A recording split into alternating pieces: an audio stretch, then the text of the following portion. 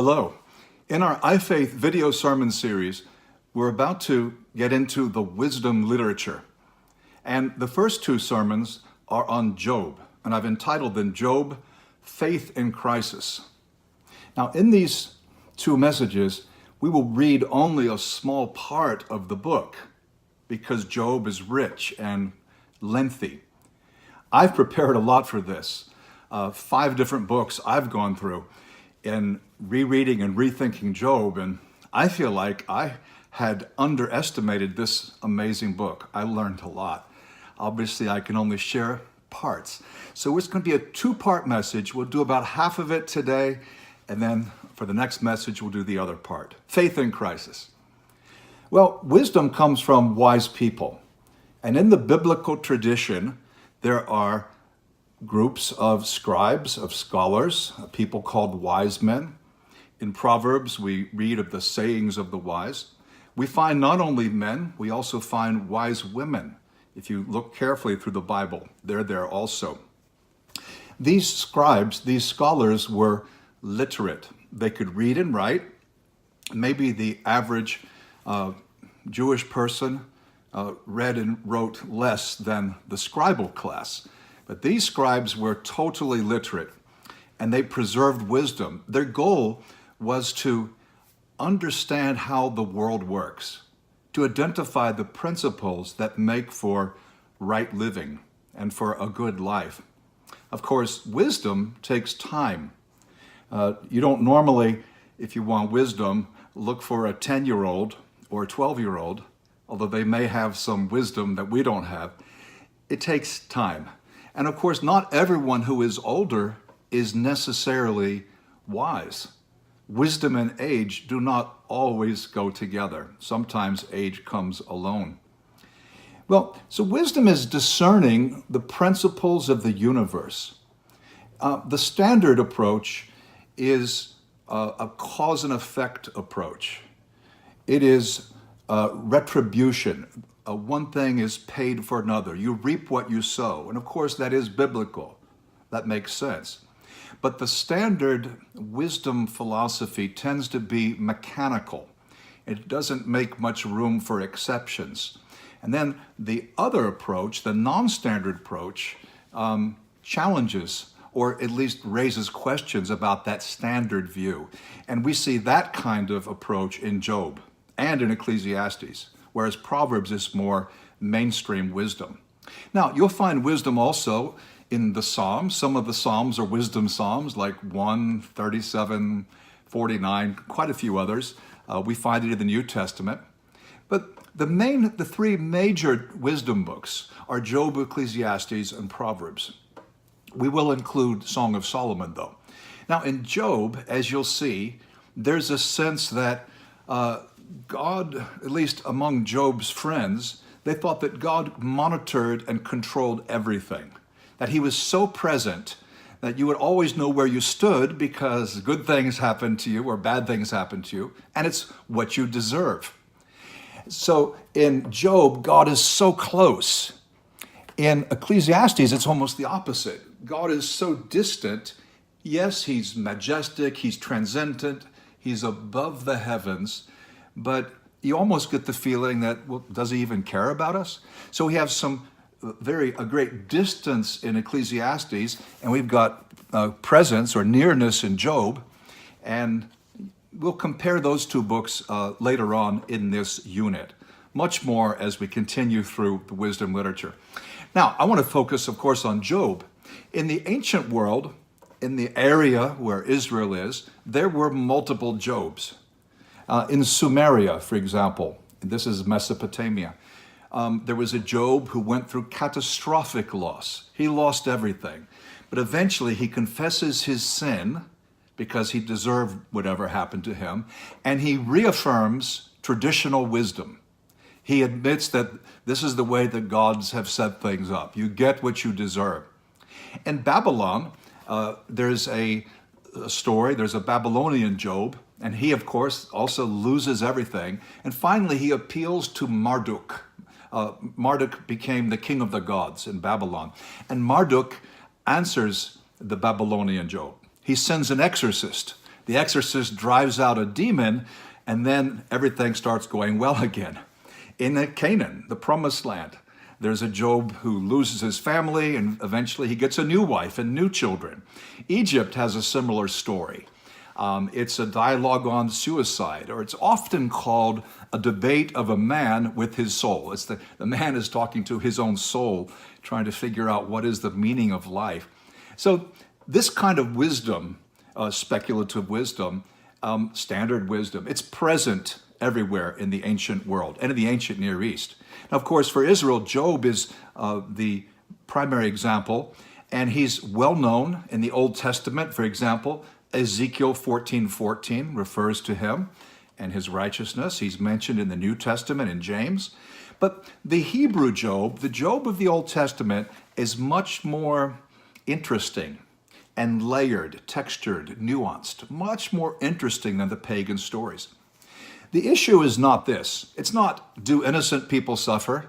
Because the standard answer would be, well, no, if you suffer, it's because of sin. But that's not what Job's talking about. The issue is not, why do the innocent suffer? No.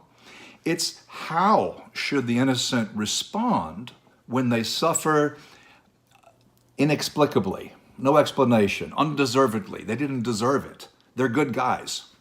Now, the book of Job is very interesting. I'm still amazed. Many Christians think it's just an account of something that happened to a man named Job. It's much more interesting than that. It's a drama. It's a play. Most of it's poetry, but the very beginning, the very end are not poetry. The play is in the balcony. So it's like there's a balcony and then there's the stage. And the balcony up there, that's where God speaks to the sons of God, these angels, which include the accuser, the bad guy. And at the very end, God speaks from the balcony again. But most of the action is taking place on the main level, on the stage. But it's very much a drama. It's also a debate. Job and his friends have similar theology. They have a similar view on bad things happening to bad people and so forth. But the difference is Job says, I'm innocent. And his friends say, you must not be innocent. But it's a debate. It's also a lawsuit. Job is bringing a lawsuit against God, against Yahweh. Now, at the end, when God speaks out of the storm, when God speaks from heaven, then Job, he withdraws the suit. He says, okay, I'm not prosecuting, I give up.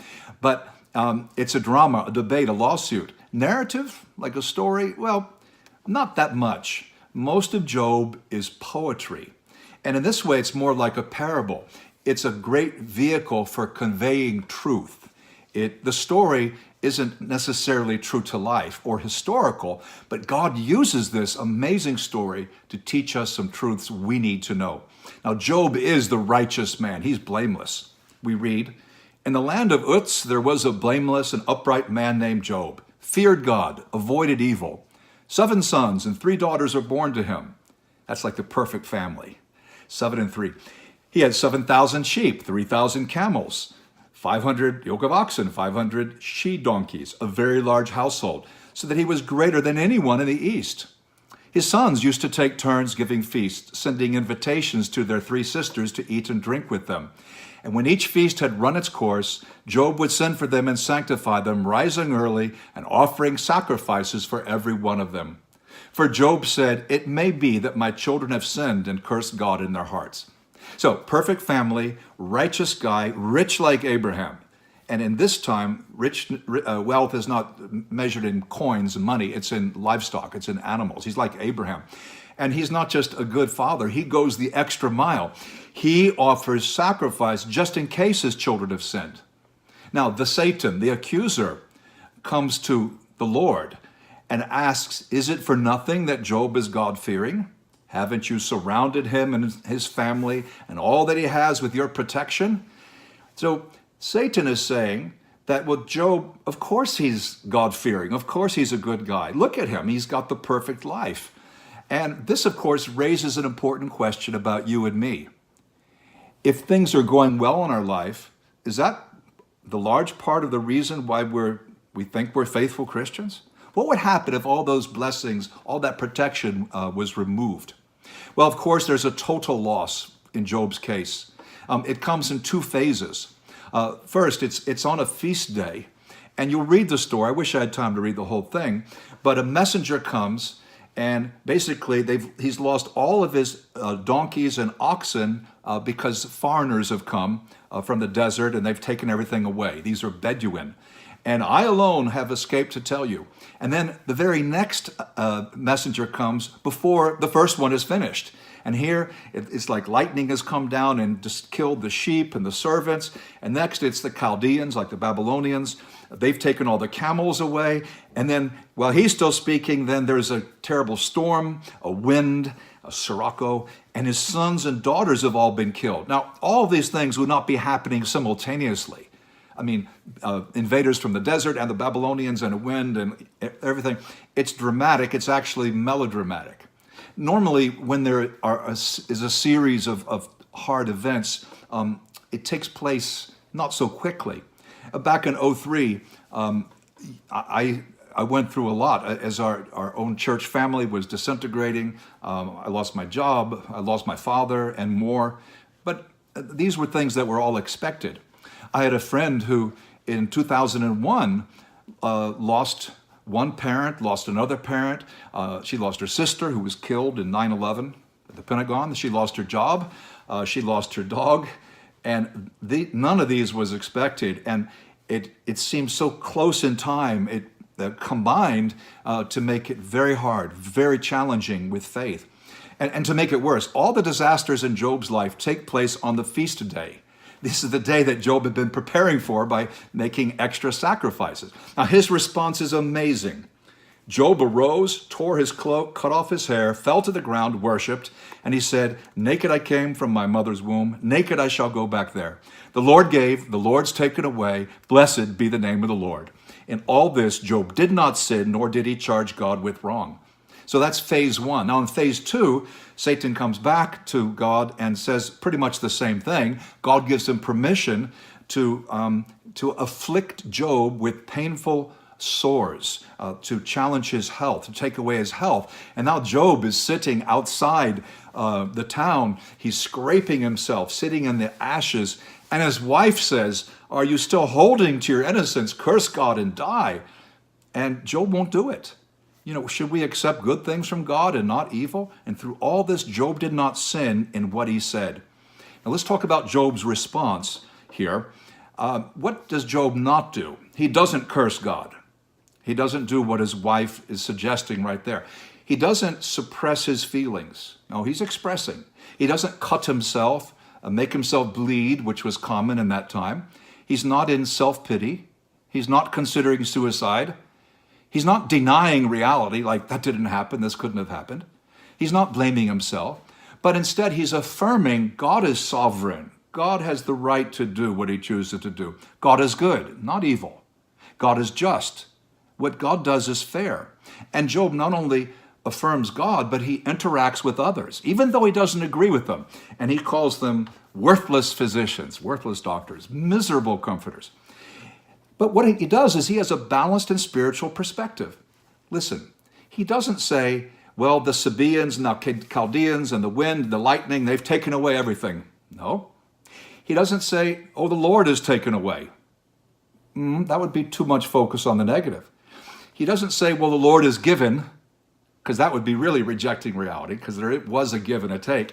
He doesn't even say the Lord is given and the Lord takes away. He says the Lord gives, the Lord takes away, blessed be the name of the Lord. So he remains steadfast, although his faith is in crisis. And we should remember this, because one day we too may find that our faith is in crisis. We're not done. We're just in the middle of this message. Next time, we're going to look at Job's friends. Why what they say is so wrong and dangerous, very dangerous. We'll look at the differences among his advisors, because just as today, back then there were multiple wrong positions, multiple wrong perspectives. We'll see God's response, what God says, what God doesn't say, and what God brings about, what he does. And then in the conclusion, we'll have practical steps for us. I hope you're looking forward to part 2 of Job, of faith in crisis. Thank you for listening to this iFaith message.